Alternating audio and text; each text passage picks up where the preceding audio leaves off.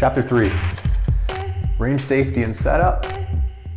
Dope, zeroing and adjusting your mean point of impact, or MPI. Calibrating your eye for distance. Calibrating your eye and your skin for wind. And then we'll get into a little bit of homework, some practice that comes off of the range that'll help draw your curvature of learning upwards without having to expend rounds. After we cover all this, then we'll be ready to move out to the range safely and efficiently. The idea of this is to maximize each round without having to expend lots of rounds chasing things like your MPI, making sure we get a good tight zero, those kinds of things. Range safety and setup. We want to safely get to the range. Most ranges will have their own rules, but if you're shooting on crown land or state land or whatever your country's version of open land where you can shoot is, we want to make sure you're doing it safely with consideration and respect for the environment and for others so that we can keep going and keep the tradition of shooting alive. Setup, we'll talk about that in the range safety brief, where you want certain things, how you want it laid out for safety and for efficiency.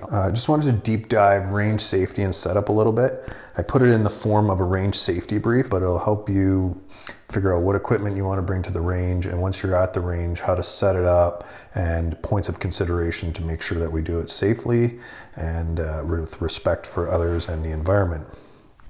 So, range safety officer, if you go to static ranges, they're going to have some of this laid out for you and you don't have to worry about it. But if you're taking the family and you're going to some state land or something like that, you may want to have this as a reference. Who's going to be in charge? Mom, dad. The debate continues. Your arcs of fire, the actual arcs within you can shoot as far left and as far right as the shooter can move left and right. Are there any flags? Flags for wind, flags for safety, red flags for shooting, green flags for not. What's the backdrop and the backstop and barriers to your range? If there's other shooters, you want to let them know the ammo types and the safety distances. Frangible ammo if you're going to shoot steel close range. If you're going to go out farther ranges and you're going to use match grade, just so they know that they're shooting the appropriate target with the appropriate ammo at an appropriate distance. Where is the firing line? Pretty important info. That way there people don't cross it or move in front of it. Medical stuff to consider. Do you have a safety vehicle? Is it just the old Caravan with the keys in the ignition ready to go in case something happens? If you have any medical equipment on site. Communications, cell, two-way radio, sat phone. Anything that you may use to get in touch with 911, fire department, ambulance, things of that nature. Eyes and ears and any other protective equipment you may need to consider. Some things to consider with weapons safety, the location where you can load and ready and unload clearing bays is a big one at static ranges. Sometimes they want you to drop your muzzle into a clearing bay just to make sure. We all make mistakes, but hopefully never with this kind of stuff. What will the weapon states be when not firing? So for us, a lot of it's just going to be the action open into the rear. If the RSO is going to have any words of commands, what will they be? What do you got on hand for fire prevention? Some of the safety procedures. Safety is everyone's responsibility. If you see an unsafe act happening or about to happen, yell stop. Most ranges will have their own rules and regulations. Be informed and be considerate. In the event of an unsafe act or accident, put weapons on safe and carry out the applicable actions, whether it's dictated from the range safety officer or by the static range that you are at, or the civilian rules that are in place there. Make sure everyone in the group understands this. Answer any questions about safety they might have. On the range, we'll talk about shooting bags and range box, things that you might want in there. Now, dope. Dialed on previous engagement, dialed on personal equipment, data on previous engagement, data on personal equipment, etc., etc., etc. My wife doesn't like when I say that, but all that to say, we are recording everything: ammo, environmental, atmospherics, what gun we're using, how we were shooting, what target we're shooting, where it landed. We want to record all the data we can to track our trends and add to our precision over time. We'll be able to see where our errors are. And as we start, because we're not using ballistics computers, we're going to want to keep a record of some of this info, because we're going to want to know what we dialed so that we can correct for wind later on, so that we can correct for different distances. Just wanted to deep dive into dope, into your previous engagements. Get your mind thinking about a few of the atmospherics, the units of measure, things that we're going to be tracking diligently. So date, time group, pretty self-explanatory. You do want the time, because you'll start to see trends with sunlight and things of that nature. Place, your location, what gun you're using, things about the gun. Does it have a bipod? What little attachments do you have on it? Is there something acting a little funny that you may want to note? Is there something loose or not? Temperature in Celsius and Fahrenheit, or whatever other, if you want to use kelvins. Density, altitude, barometric pressure. Make sure you note the unit, humidity, wind direction, wind speed, direction of fire, and latitude. You need to start tracking these things. Direction of fire, latitude, the longer distances we're going to be shooting, the more impact this rotation of the planet comes into effect. So where the bullet leaves, the planet's spun a bit by the time it gets your target. And depending on your direction of fire and your latitude, it needs to be accounted for. The cartridge, brand, lot number, caliber, tip, any other relevant info that the manufacturer gives you. And then BC, your ballistic coefficient, and bullet length. Of course, like most of the time, these are going to, bullet length may be hard to find, but your BC is definitely going to be different from what the manufacturer says. And then, as I mentioned before, be aware if it's G1, a G7 curve, or something else. Once you get into hand loading, you can start tracking your bullet, your casing, kind of powder, type of primer, what it's got as a load, your calculated BC, velocity average. You can track all your velocities, and we're going to get into using the chrono. And then things like extreme spread, standard deviation for those loads. Over here, you can draw out your targets. So if I have 1 target, 2 targets, 3 targets, whatever it is, whatever groupings I want to do, I can fill out the target, where I was aiming, where my group landed, my cone of fire, marking my MPI, the distance that I was shooting, if I had to dial elevation, if I had to dial any windage, what was the wind speed, what was the wind direction. This is a big one. Just like wind calibrations and distance calibrations, your wind direction is going to come into play, and we're going to deep dive that a little bit more. Was this a CCB? So quick introduction, that's clean cold bore. That's your first shot of the day. Doesn't necessarily mean, like you'll see for us, we're not going to clean our bore too much. It's just the first shot after the gun's been put away for a little while, and is it there? If your gun's been sitting around for a couple hours and you've done your pre-fire checks and all that, I would call that next shot a CCB as well. Do that for all your targets. You're tracking as much as you can. You know, how does the wind relative to the target and the shooter? You can draw that in there. As much detail as you can put on the dope sheet, you want in there. Zeroing and adjusting mean point of impact. We have our shooter, our gun, and our sight. Once again, we want to continue adjusting and aligning our gun and sight. So we have our trajectory, our line of sight, right here where they line up and cross over, where our crosshairs overlap, where our bullet hits. That's our 0. As we progress through the chapters, we'll talk about offset zeros and why you may want those. And we'll dabble with some alternative zeros. We're going to do the 100 meter zero. I already mentioned why I like 100 meter as a unit. And here, just some food for thought. If I have a 200 meter zero, as to why we use the 100 meter.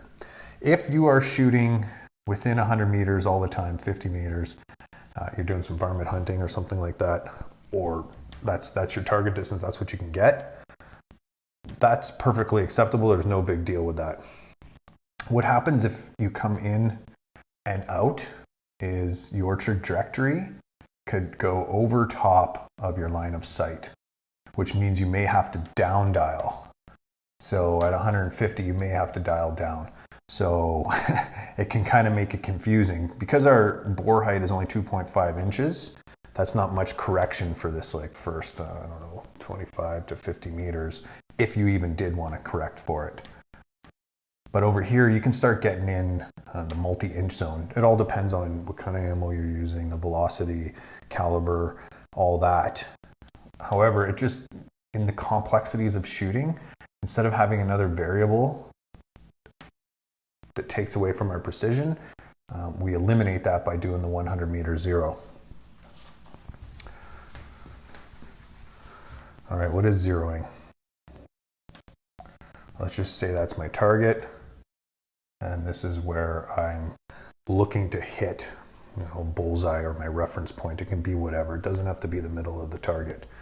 If I shoot here, somewhere in the middle is my mean point of impact. The middle of all my impacts. I'm making some assumptions, making the assumption that those were all good trigger pulls, that it's pretty consistent. But somewhere in that cone of fire, if you draw it out like that, is the mean point of impact. When we're zeroing, we want to move the mean point of impact over our point of reference.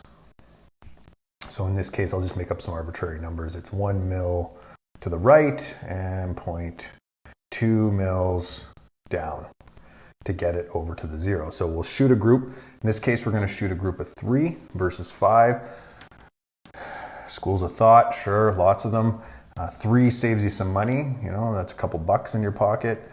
5 gets a little more accurate, and then if you have a winger, you can dispel it a lot easier.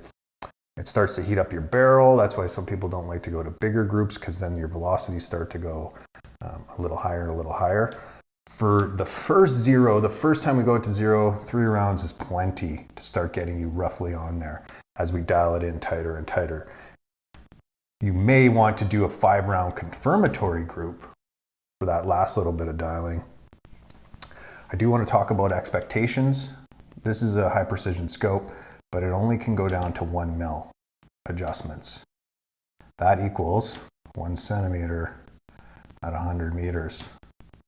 So there's gonna be some error off on the accuracy. Hopefully not too much, and we can dial it right in.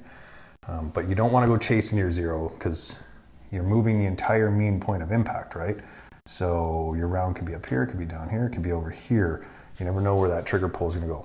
The better ammo we get, closer to hand loading ammo, match grade ammo, the better our barrel is, the better our action is, and the better our shooter is. Our cognitive ballistics are nice and high. We're able to dial that in.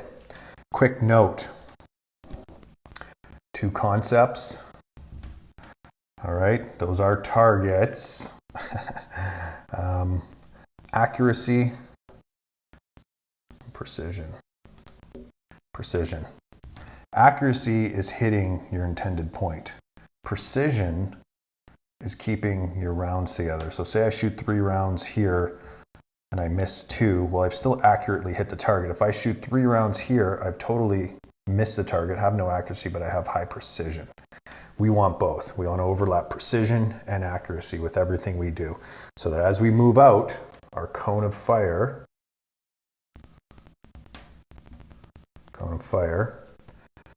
it's going to naturally spread. There's nothing we can do about that, but we want it as tight as we can, especially at our zero. Calibrating our eye for distance. We're going to get into more advanced tools, mathematical formulas, and then some equipment to calibrate distance more and more. There's nothing that's going to make you miss the target faster than a bad calibration for distance and a bad calibration for wind, especially at 400 plus 300. You can kind of get away with quite a bit with this caliber. Maybe a smaller caliber, it's going to come in more and more, right? The smaller caliber. So what we do here is we practice guessing the distance of an object. Use reference points that you're familiar with, such as Yes, that's telephone poles. I am not an artiste. You know, some of them are 50 meters, some of them are 100 yards. Figure out what they are. You can use your car and signs.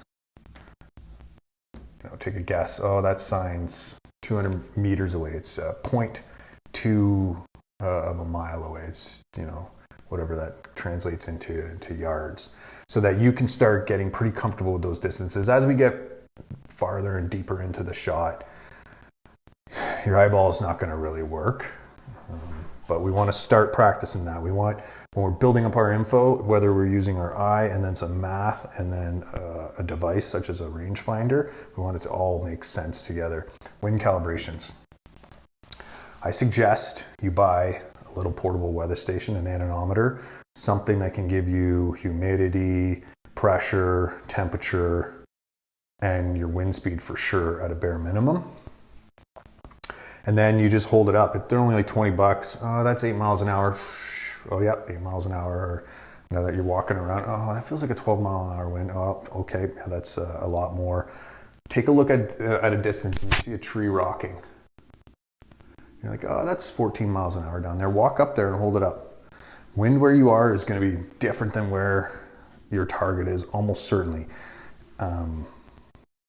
Yeah, there's a lot of factors, and we're going to cover and we're going to expand on wind. We're going to go out, we're going to use smoke to show you what happens with mechanical interference, rolling hills, different types of wind, what to expect. A little bit of homework that'll help continually dial in what we're up to. So wind cals, carry on with your wind calibrations. You want to get as precise as possible with this, because there's going to come a time, unless you're at a range with flags all the way, that you're going to be having to extrapolate what that wind is. We'll give you more tools to do that, mirage, things of that nature. However, get used to what it feels like where you are. You want that to be very precise. Calibrating for distance. Start calibrating that eye. What is that? 2 football fields, a football field and a half. Use whatever means you have to make it relatable. Dope. You want to get good at that. This is very important that we track this. If you really want to get serious, doesn't matter what way you go, big game hunting at long distances, if it's bench shooting, whatever, you want to track your gun, your environmental atmospherics, your load, your as in your hand load. As you're practicing filling out your dope sheet, on the target section, there's a section for targets. Just pretend like you have a target. And then not pretend and make believe here, but put an MPI. Visualize your adjustment. Oh, okay, that's right and down. Visualize your adjustment. Okay, that's up, or that's left and up. Doesn't matter if you go up first or left first. That's maybe your scope's got something funny going on. You got some old beeswax reticles or something in there, so you can visualize that zeroing. We will zero every time we go to the range. Dry fire. Some people say yes, some people no. Maybe you have a high precision firing pin and you don't want to wear out the neck, but it's a lot cheaper to dry fire, and dry firing does something else. You're able to very calmly work on all your principles of shooting and pulling that trigger without influencing the gun. So what you do with an emptied gun, no live rounds, you can use dummy rounds if you want, barrel pointed in a safe direction, pick up a good reference point with your reticle and practice pulling the trigger without it moving. You want it to stay stable. You don't want your level to move. You don't want that crosshair to move off of anything. These cost you nothing. These will be your 2 biggest environmentals that you have to overcome. This is how you track it all, and this will start bringing the trigger pull into play. So now that we've covered this, we know how to get to the range, we know some equipment that we got to take. We're going to do our 0 to start dialing in our eventual ultra long range shooting. So from here we're going to head out to the range, and Jess is going to start doing some shooting, and we'll see you out there.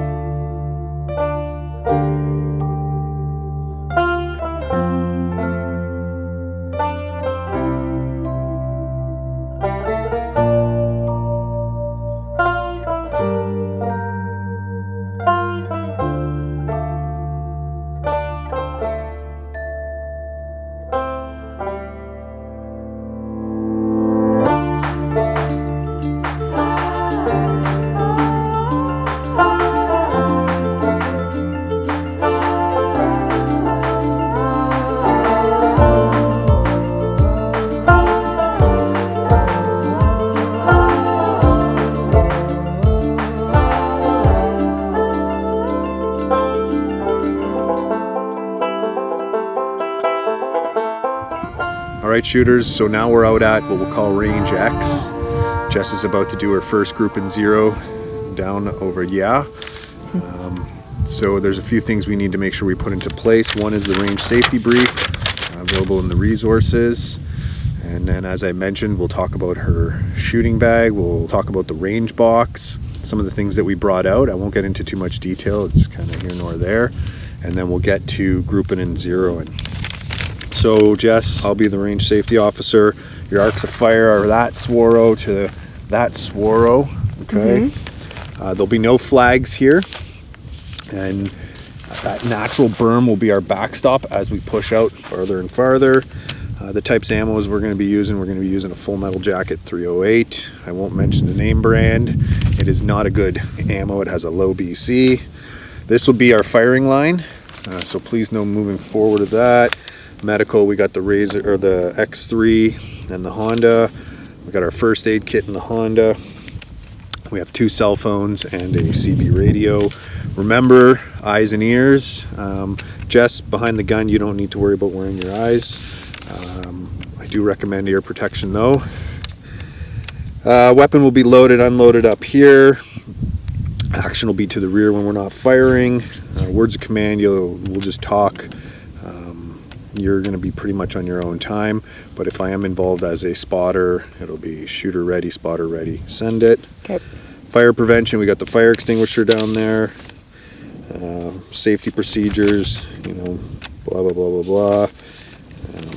It's everyone's responsibility. Safety is everyone's responsibility. And then once we're all done, we'll make sure we go ahead and clean this all up.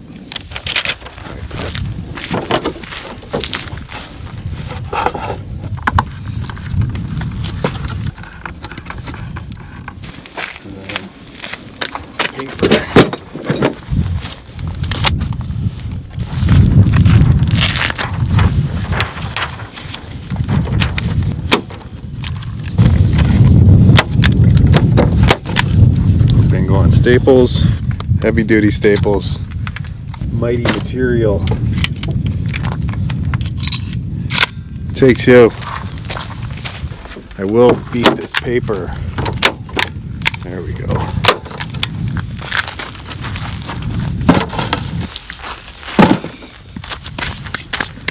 Some thoughts on setting up paper targets. You want to make sure your stand is good and sturdy. That's why you have it bedded in here. This is all homemade. I made this just with a saw and some screws. You don't want it to move when you're trying to zero.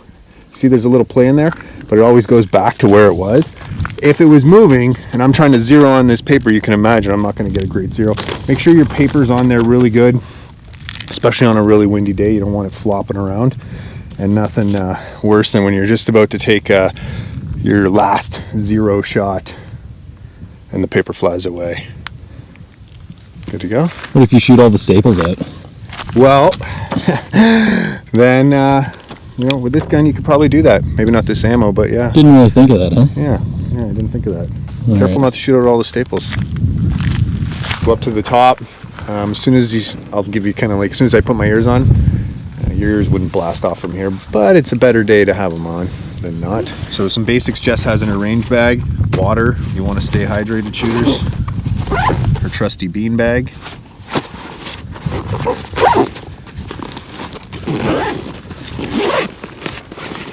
Some ammo, our 308. A couple magazines.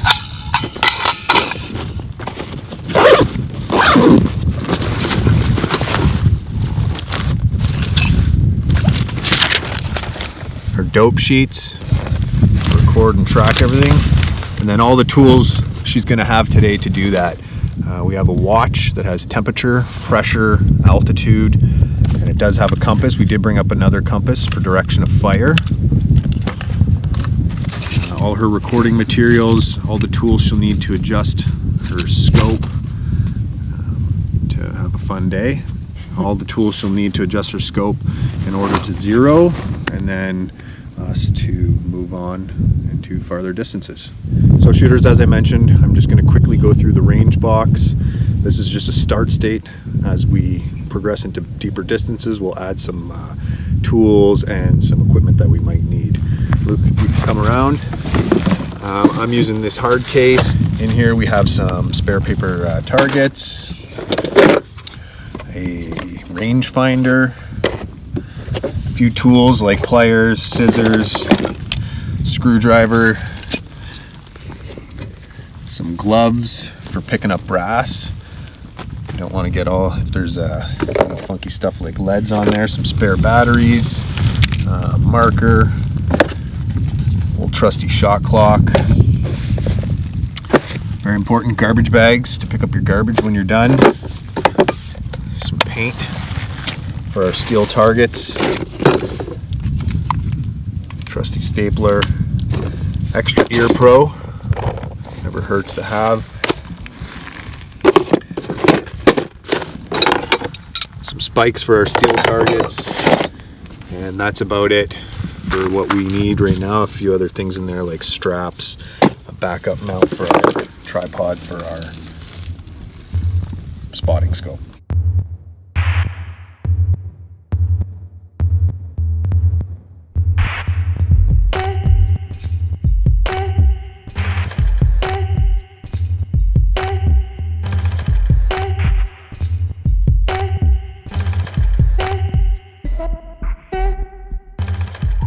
Jess, go ahead, take out a magazine and top it up with 5 rounds.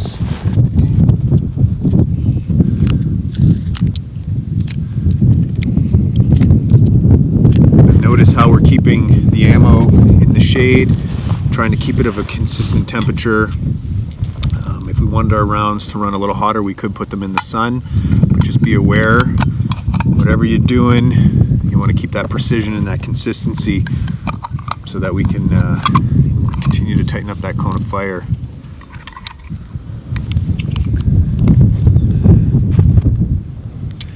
Okay, Jess, before you get behind the gun, we're just going to do a quick pre-fire.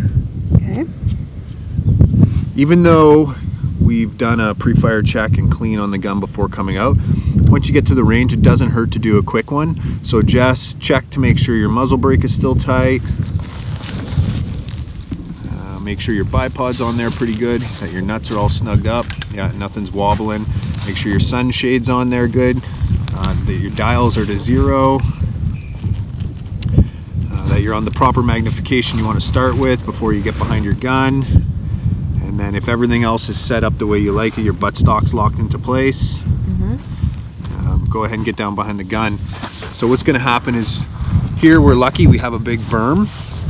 If you have the opportunity, instead of trying to, even though we've bore sighted the scope and the gun, if you have a berm, you can pick a rock in the middle of the berm and shoot at it and do a quick dial before you go to paper, just in case once you get to paper you don't want to be missing. So Jess, which way do you think the wind's coming from? This direction. All right, what do you think the speed is? 6 miles an hour. 6 miles an hour. 4.6. Okay. We'll keep working on that. We'll keep running the wind drills.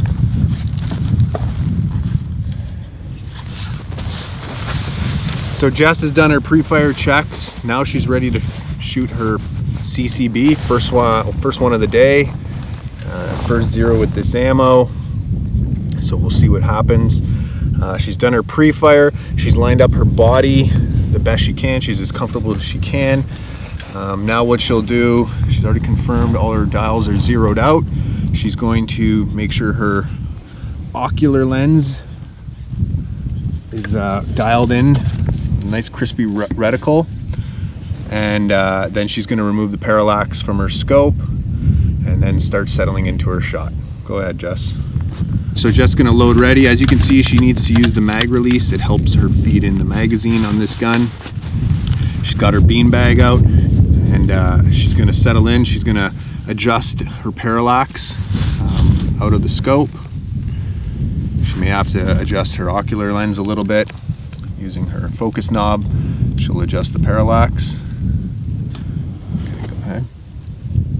I'm helping her out because the magnification ring spins while she's spinning the ocular lens. So the gun's pointing pretty high. I want to close up, shorten my Bipod, so she can either Bipod. shorten the bipod to bring down the gun into a natural alignment, or she can dig it into the sand. Sorry, she can dig it into the sand like this. See how you can work the bipod in, then you have more grab on the land. That's why you start by putting down the gun, facing the target, making sure it's all a quick leveling off, and then we focus in, we drill in more towards our trigger pull, setting the best possible conditions to keep it precise. Can you see the reticle extremely clearly? Yes. All right, so I'm just gonna lock her ocular ring so that when she moves the magnification, it doesn't change anything. So now she's gonna just take a quick look at her level, make sure it's roughly leveled. She's gonna adjust out all parallax. You can see she's doing this by moving her head up and down and adjusting the focus knob. Quick reminder, you can put either your vertical or horizontal reticle on a straight line on the target. It doesn't have to be a level line, it just has to be straight. The idea is as you move your head, the reticle shouldn't move off the target. We're removing the parallax. We're aligning the target, the scope, the erector tube, the reticle, all that with Jess's eye. There's no point in being able to see the target crispy if you have parallax in your scope. Unless you shoot with scope shadow, an equal amount of scope shadow around, you're gonna have parallax if you don't remove it with the focus knob. All right, do you think you have all the parallax removed? Yeah. So this is Jess's first grouping in 0, and our cone of fire will start bigger, right? We're using a non-match grade ammo, kind of El Cheapo stuff. Her parallax probably isn't perfectly out. All right, when you are going to move your action forward, do it nice, consistently, one smooth motion. It could bite a little bit, that happens, especially with different ammos. If you have a snub-nosed round in your magazine, it may butt up a little bit against it. All right, so Jess, just to reconfirm, pre-fire checks are all done, everything's in natural alignment. We're not quite at trigger pull just yet, her knobs are zeroed out. Her focus, she has focused it, and she's removed parallax using both her focus knob and her ocular zoom function. Her magnification is on 25, and she's ready to do her CCB. Good, Jess? Yeah. Just gonna put this in a little bit better. All right. I think this is gonna be loud. As Jess settles into her shot, we're trying to keep that body nice and relaxed. Meanwhile, keeping the same, we want to build a really consistent pressure where her butt stock, her butt pad meets her shoulder. We want to try to build up that shot right in this area so there's, you know, arbitrarily 15 pounds of pressure every time there. Remember Newton's law, equal and opposite. She's breathing nice and calmly. Don't focus on your breath, be very relaxed. You should almost be able to fall asleep right there where she is. And then as she moves into her shot, she'll start to focus on that countdown, 5, 4, 3, 2, 1, slowly pulling. This is a single stage trigger, so there is no slack to take up. And then the shot will fall. All right, Jess, you ready? Ready? Luke, are you ready? Ready.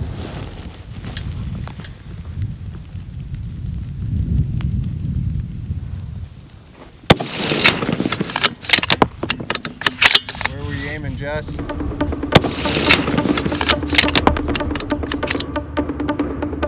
You just shot at the berm. How far away from your point of aim were you? 3 mils 3 mils what? from the target. Okay, 3 mils left, 3 mils right? Yeah, 3 mils right. Okay, So I need to dial 3 mils left. and that's all? For elevation, you're good? Elevation, 1 mil down.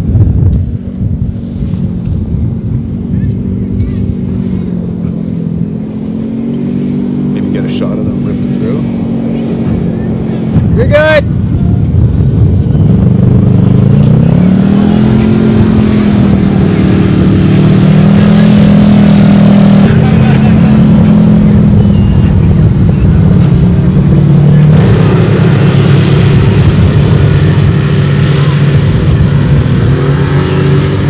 Alright, so we just took our berm shot. Normally when you're zeroing and you have a shot that's off from where your point of aim was, you don't go chasing it, you'll shoot a group 3, 5, this case, we're quite a bit off because we've just bore sighted our gun, so it's quite a bit off, so we're not going to shoot a 3-round group. So Jess is going to dial her elevation and windage correction, and then we're going to go to paper, and we will start to group it in a little bit more. So Jess, you measured where your point of impact was over to where your point of aim was, and you've milled it, and you've milled it at 3 to the right, and 1 low or 1 high? 1 low. 1 mil low. So if our point of impact is right of our point of aim, we want to move it left. Okay. Okay, 3 left. Yeah. And we're low, so we want to move it. Point of aim. Our point of impact is low.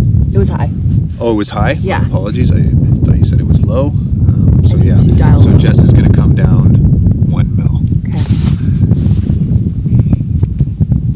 All right, you good? Yep.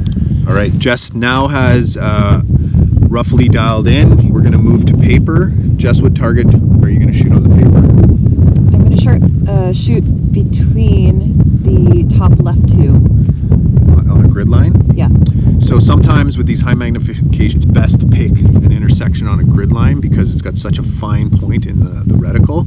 All right, so remember, level your bubble, take out your parallax, make sure it's out. Relax into the shot. I'm going to go to the spotting scope, and when you're ready,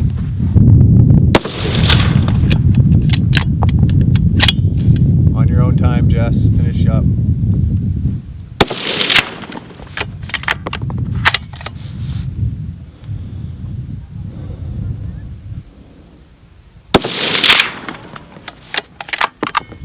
All right.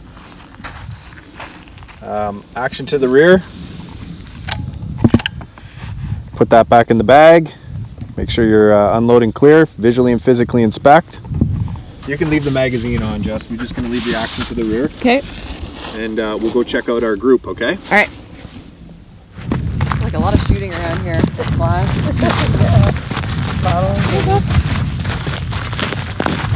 You get me stepping in the dog or that cow poop? How did those shots feel, Jess? Good. Good? The last one felt a little rushed after the A little rough? Did you Rush. hold it? Oh, rush. Yeah, I wasn't breathing right. Yeah. When we're zeroing, take your time. Try to have a consistent interval between rounds. This is our shooting couch. Right here. This was your point of aim. Yeah. So you probably didn't mill your correction right because you're quite a bit over. As we mentioned, you can, as we do, or whatever. The group's a little big. Her cone of fire is pretty big. We'll figure out what that is. That's why we're here. We're here to troubleshoot that. So you said around here was your point of aim. All right, we'll go back and kind of reverse engineer, but 2, 4, say 6 centimeters. And we know that each click is 1/10 of a mil, which is 1 centimeter. So 6 right, and then we'll kind of 0.6 right? Huh? 0.6 right? 0.6 right, and then from here we'll just call it an MPI there because there's one below and one above. We'll just leave it as it is. This isn't tight enough to start chasing that to know that we're up high or down low. Yeah, we'll go back and we'll shoot another 3-round group. Pretty good. That's the first group. 1 click down. 0.1 down. Yeah. 0.6 to the right. Good to go. Yeah. So we just got back from the target. Now Jess is going to put her corrections on her dials. So how much do you need to move your windage knob, Jess? 0.6 left. We were left of the point of impact that you wanted, correct? Or the point of aim. So you want to move it right. Okay. So 0.6 right. So see, she wants to really start to feel those clicks so that from now on she'll know 1, 2, 3, 4, 5, 6 as she moves on, and she won't have to look at the knob as much. Okay, and how much did you want to come down? Or Was it 1? 0.1, yeah. We're going to try 0.1 down. timer on. Jess is going to hand load a single round at a time out of her bag instead of bombing up the magazine. Alrighty, you can take it off safe. So her knobs have been reset, her pro is in, her magnification, she's double checking that her parallax is up, and that her bubble's level. Don't change your point of aim just because the round might be a little bit left, right, up or down. Okay, Jess? Okay.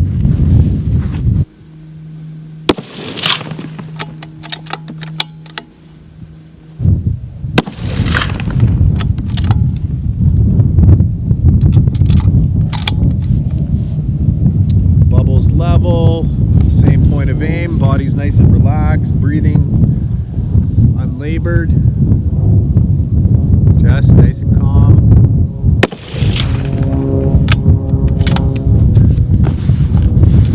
Blew out a big hole. Yeah, let's go check it out.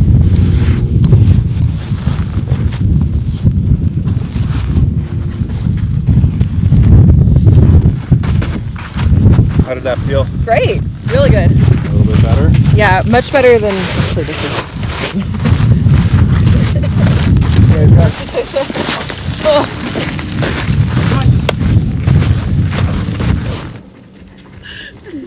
Nobody was wearing masks there either? Yeah.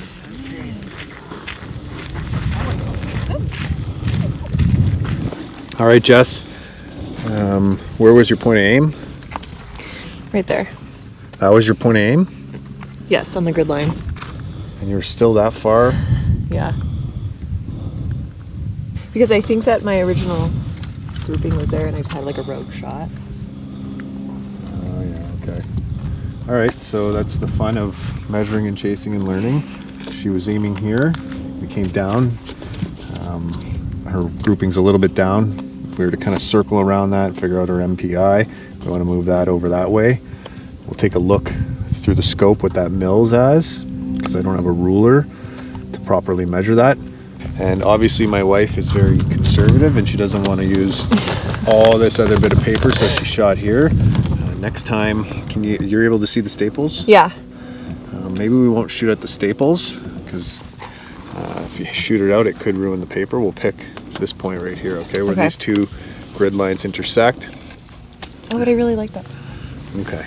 All right, we'll go back. We're going to shoot one more group, Luke, and then we'll go from there, okay?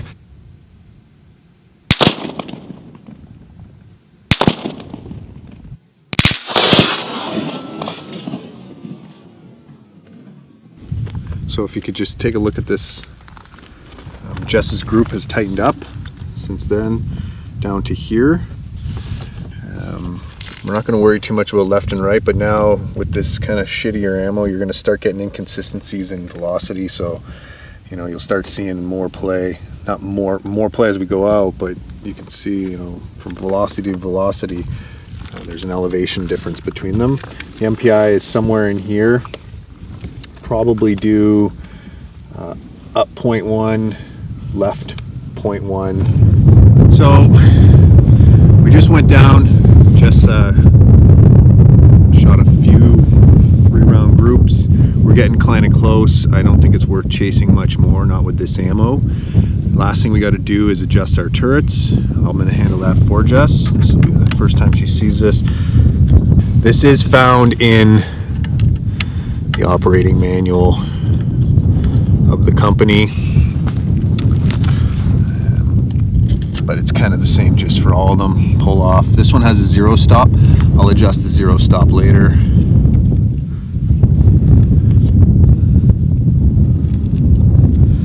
Sometimes It's not down.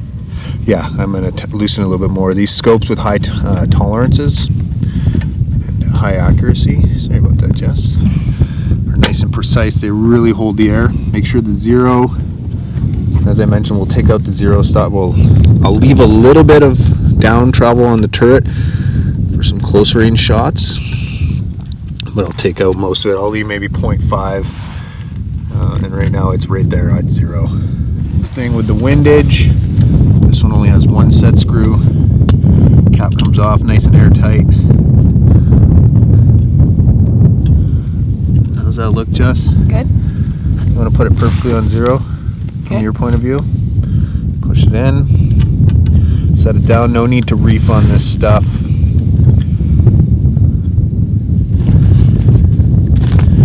So the last thing Jess is going to do, pull out her handy dandy dope sheets, and right from where she's sitting, she's going to start collecting her environmentals, her direction of fire, and all that jazz. I'll help her out here and get the pen out because it's her first day. There you go. Yeah, she'll start filling it out. She'll draw in her target, and she'll recall from her shots as much detail as she can. There's no such thing as too much detail here, because as we get more precise, and we dial in that cone of fire, where our precision may be lacking will get harder and harder to find.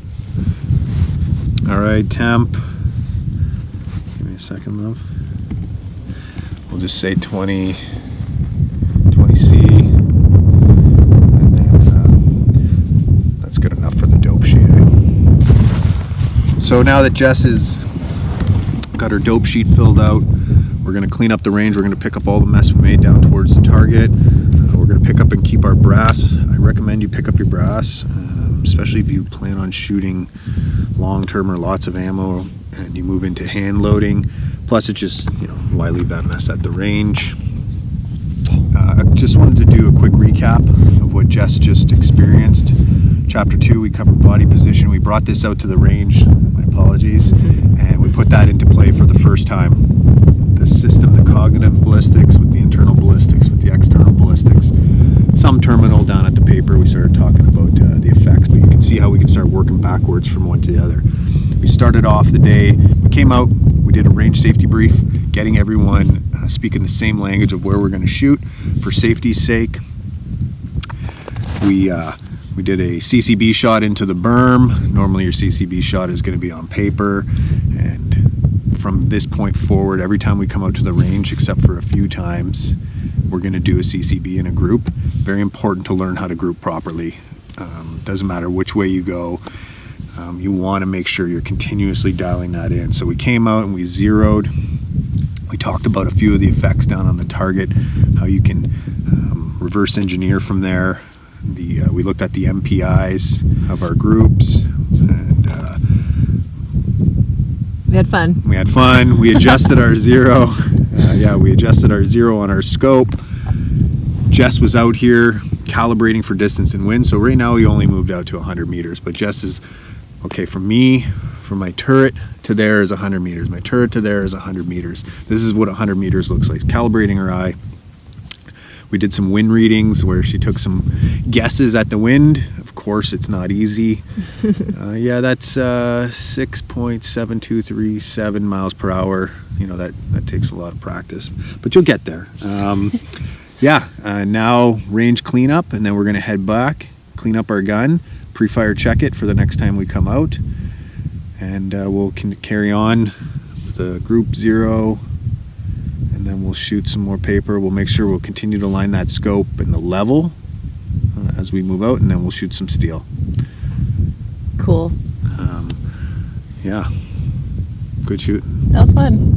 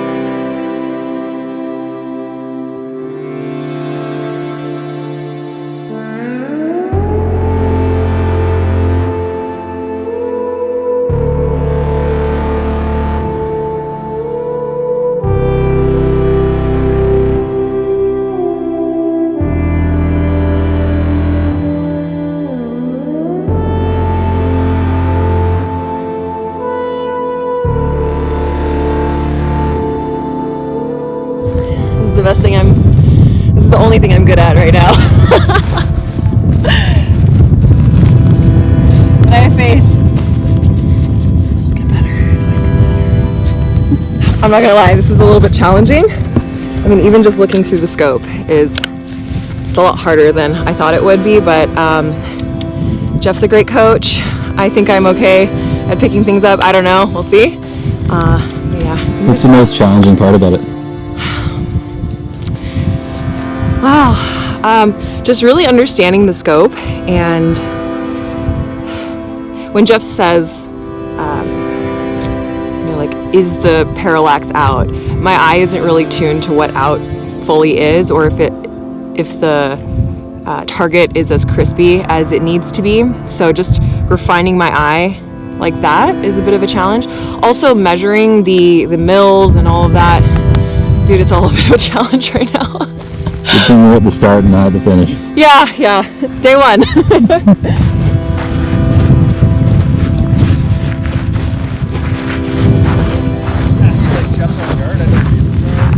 Also carrying my own stuff. Kind of heavy.